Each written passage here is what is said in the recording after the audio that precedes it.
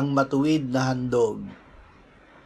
Ipapatong niya ang kanyang kamay sa ulo ng handog na sinusunog, at ito ay tatanggapin para sa ikatutubos niya.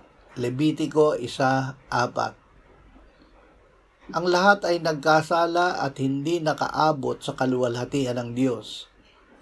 Sila ngayon ay itinuturing na ganap ng kanyang biyaya bilang kaloob sa pamamagitan ng pagtubos na kay Kristo Jesus na inialay ng Diyos bilang handog na pantubos sa pamamagitan ng kanyang dugo na mabisa sa pamamagitan ng pananampalataya. Ito ay kanyang ginawa upang patunayan na siya ay matuwid at taga-aring ganap sa taong mayroong pananampalataya kay Jesus. Ama, gawin mo na agad kaming lumapit kay Jesus kung kami ay magkasala. Salamat na siya ang aming tagapagtanggol sa iyong harapan, ang matuwid na inialay mo sa ikapagpapatawad ng aming kasalanan. Amen.